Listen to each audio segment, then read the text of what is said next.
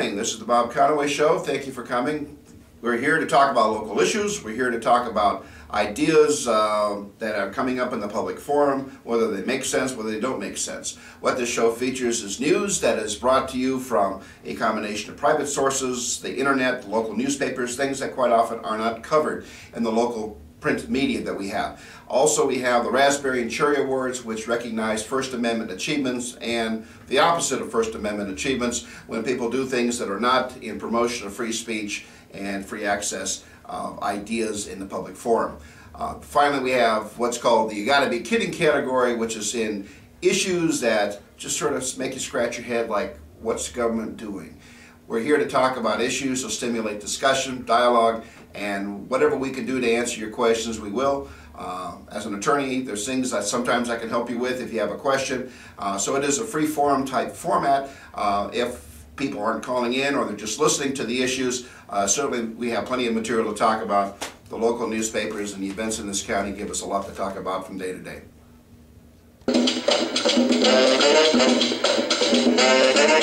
And consistent with the whole theme of my show is to basically get information out. One of my biggest concerns has been and continues to be that we don't have a very objective press. There have been inroads or improvements made over time, and it seems as a reporter gets more salted in the process and gets to understand context more, they seem to be suppressed more. And this is the freedom papers in this area, and it's really, really troubling. But it isn't just the freedom papers. For example,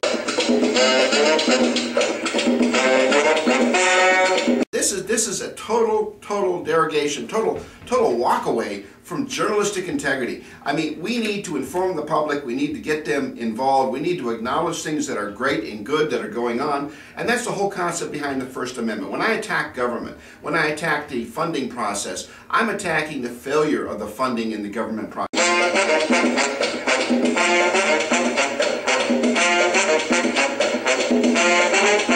Raspberry Award, there's going to be two of them that are going to be issued today, and one of them is going to be to Paul Beyond. Now, Paul Beyond is the current chair of the Board of Supervisors, okay? Supervisors Chairman proposes ethics reform. It's going to require them to get the approval of other people on the board before they can hire people on their staff. That misses the point. That assumes that everybody on the board isn't guilty of the same things, of the same corruption, of getting money from the same developers, which in many respects they still are.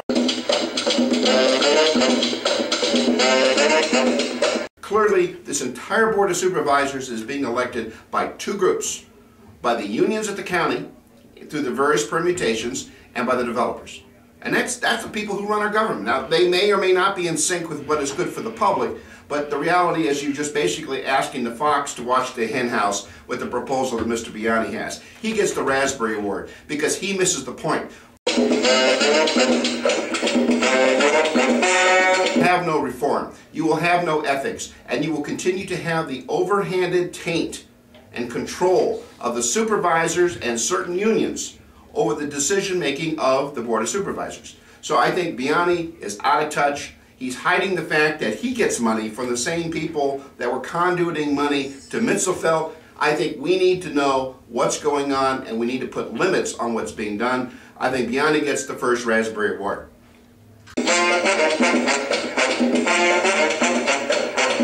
Is what the school districts are going to be doing. They're going to be increasing the cost of lunches to the kids. Now, I find that offensive. You know, with the millions and millions of dollars that are being wasted on credit cards, cell phones, expense reports, trips out of the area for school board members, we're going to increase the cost of lunches. Come to school, and they can't concentrate because they haven't had any food in their stomach. That's of a nutritive value that allows them to concentrate and survive to lunch. Now they're going to turn around and increase the prices of lunch. I can't believe it. So to you school districts out there that are increasing the prices of lunch to the kids, you're passing on your financial mismanagement for the raises you gave yourselves and your staff. You know, you get the Raspberry Award because that just offends to my very core. We need to help these kids. We don't need to burden their families and the kids any more than we have.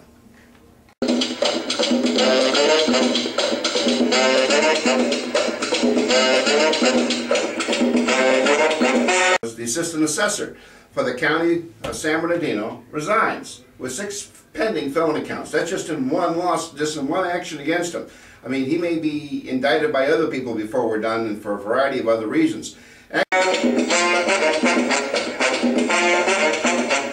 There was apparently a laptop computer that was owned by the county that was trashed by Mr. Alamein in the presence of witnesses.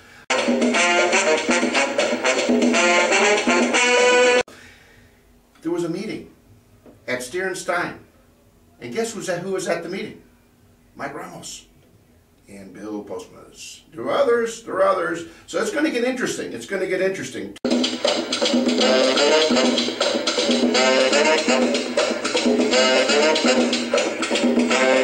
The 2 school districts that increased the school lunch rates were the Apple Valley and Victor Valley school districts. And they were watering down the tomato juice or the apple juice and the juices they were giving these kids. And so, in reality, they were taking money before that they shouldn't have gotten because they were watering down the nutrients. The federal law just caught them, basically.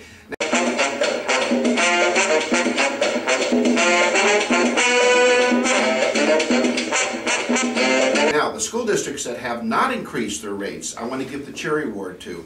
You know, the first of the 2 cherry awards, and it's going to be the Adelanto School District with least money, okay? They have the least money of all the districts in this area, and guess who? The Hesperia School District.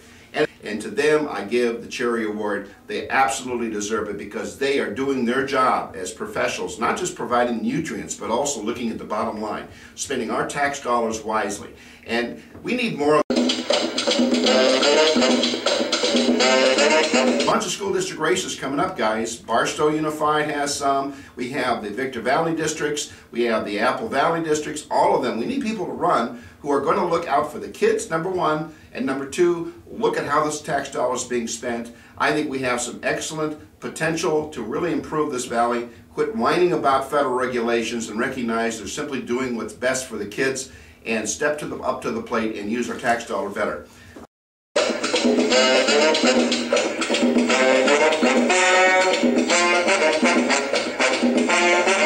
And first of all, give the cherry award to Judge Vanderveer, because Judge Vanderveer had to wade through nearly 20,000 documents in pleadings and files, and he saw the 2 big issues. There's a court order on the Hinckley.org fight against nursery products in the county of San Bernardino.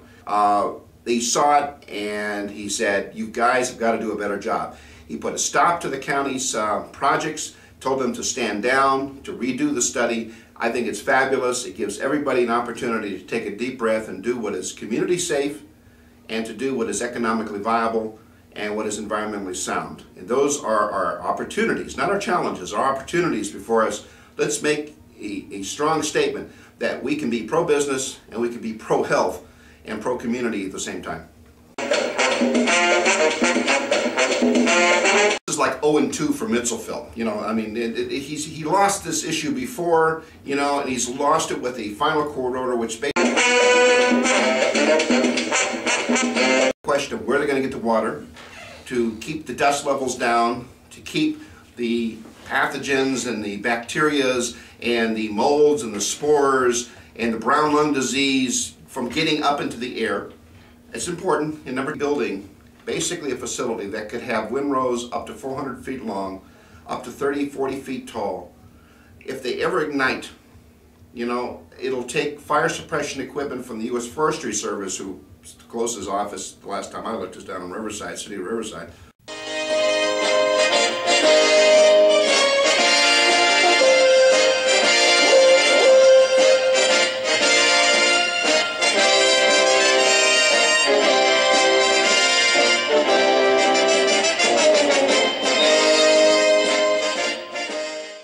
On Wednesdays from 10 to 11 o'clock is at 12:30 a.m.